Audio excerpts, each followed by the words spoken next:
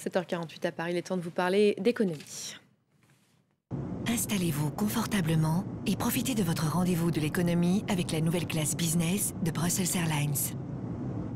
Et le JT de l'écho présenté ce matin par Claire Bonichon. Bonjour Claire. Bonjour Elisabeth. C'est aujourd'hui, on en parlait tout à l'heure, que Yahoo devrait annoncer le rachat donc de Tumblr. Oui, c'est en tout cas ce qu'affirme le Wall Street Journal. Le géant de la Silicon Valley devrait annoncer le rachat du site de microblogging pour plus d'1 milliard de dollars. Ce rachat serait la plus importante opération financière jamais réalisée par la directrice de Yahoo, Marissa Mayer, depuis son arrivée aux commandes l'été dernier. Les détails avec Antoine Mariotti. L'échec du rachat de Dailymotion par Yahoo a occupé la une de l'actualité en France pendant plusieurs jours ce mois-ci. Mais le géant américain de l'Internet n'abandonne pas sa volonté d'expansion. Yahoo s'intéresserait de près à la plateforme Hulu, toujours pour les vidéos en ligne, mais surtout au très populaire site de microblogging Tumblr. Selon la presse américaine, le conseil d'administration de la société aurait approuvé ce rachat amical de Tumblr pour 1,1 milliard de dollars, soit plus de 850 millions d'euros. Marissa Mayer, arrivée il y a moins d'1 an à la tête de Yahoo, souhaite donc frapper fort avec cette opération. Tumblr a été lancé il y a 6 ans et est en pleine croissance. Il emploie aujourd'hui 175 salariés. Le site héberge pas moins de 108 millions de blogs à travers le monde et revendique plus de 50 milliards de messages échangés. Selon le site internet spécialisé All Things Digital, Yahoo cherche à dépoussiérer son image, car le moteur de recherche est un historique, l'un des noms les plus anciens d'Internet.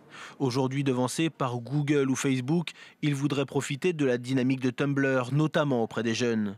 Yahoo refuse jusqu'à présent de faire le moindre commentaire sur ce rachat, mais la société a convoqué une conférence de presse ce lundi à New York et a promis quelque chose de spécial, sans donner davantage de détails. On va aller jeter un œil au marché à présent. Marché asiatique, ça donne quoi ce matin ? Les bourses asiatiques sont actuellement globalement dans le vert. À Tokyo, le Nikkei est en hausse, plus 1,39% grâce à un yen toujours déprécié et grâce à la progression des places occidentales. Enfin, 2 semaines dernières, plus 1,69% à Hong Kong, plus 1,13% à Shanghai. Légère baisse en revanche pour le Kospi, moins 0,10%. Et face à la crise, la Bundesbank appelle à ne pas baisser la garde en zone euro.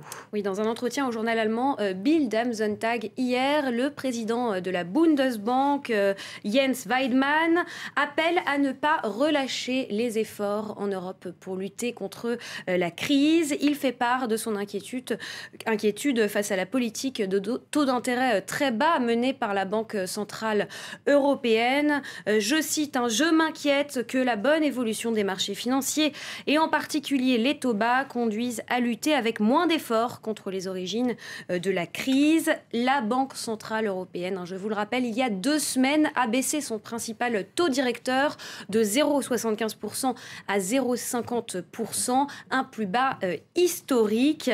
Et cela ne doit pas inciter les Européens à s'endetter, selon lui. Les réserves exprimées également quant au sursis de 2 ans accordé à la France pour atteindre ses objectifs budgétaires. Oui, car comme l'Espagne, Paris a bénéficié d'un délai de 2 ans pour atteindre ses objectifs budgétaires, pour réduire son déficit public à 3% du PIB. Alors Berlin met en garde contre un relâchement budgétaire de Paris.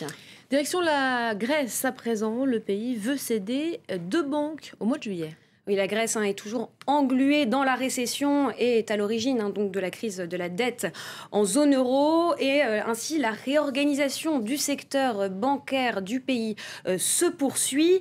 Le fonds de sauvetage du secteur veut donc vendre 2 banques au milieu du mois de juillet. Il s'agit de Hellenic Postbank et Proton. La Grèce, je vous le rappelle, est aussi en passe de recapitaliser les 4 principales banques du pays. Et avec cette crise, justement, de nouveaux services voient le jour en Grèce. Oui, dont un service très particulier. Celui-ci est réservé aux jeunes qui vivent seuls. Il leur permet de recevoir à domicile les plats préparés par leur mère. Un bon moyen d'économiser de l'argent et surtout de continuer à manger équilibré. Aujourd'hui, de nombreux jeunes sont touchés de plein fouet par la crise. En février, ils étaient plus de 64% à être au chômage. Vanessa Tsangatabi. Il n'y a rien de meilleur que les petits plats mitonnés par maman. Et ici en Grèce, où la famille reste le berceau de la société, un nouveau service de livraison s'occupe d'acheminer tous ces mets aux jeunes qui volent déjà de leurs propres ailes. Matoula prépare le plat préféré de son fils, le dispose dans une boîte en plastique et le fait livrer. Comme vous pouvez l'imaginer, pouvoir faire porter les plats que je prépare moi-même pour mon fils, c'est beaucoup plus sain et économique que de lui envoyer de l'argent.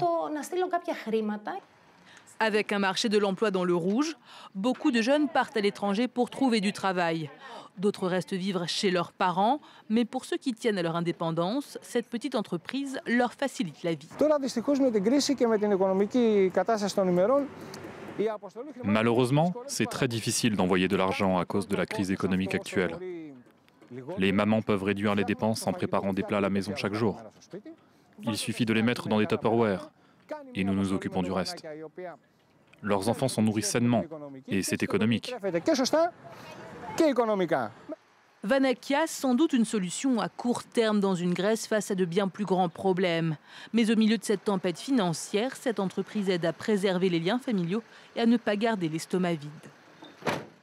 Et des petits plats, on l'imagine, préparés pour certains à base d'huile d'olive. La Grèce est effectivement un gros producteur d'huile d'olive. La Commission européenne a d'ailleurs adopté des mesures pour les encourager. Oui, elle a fixé ce week-end la manière de servir l'huile d'olive dans les restaurants. Alors à partir du 1er janvier prochain, les restaurateurs de l'Union européenne ne pourront plus proposer à leurs clients de l'huile d'olive dans un bol ou dans un verre. Ils devront utiliser des bouteilles scellées et jetables après l'utilisation. Quel objectif, Claire ? Eh bien, l'objectif, évidemment, c'est d'améliorer les conditions d'hygiène, d'éviter que l'huile d'olive soit coupée avec d'autres produits.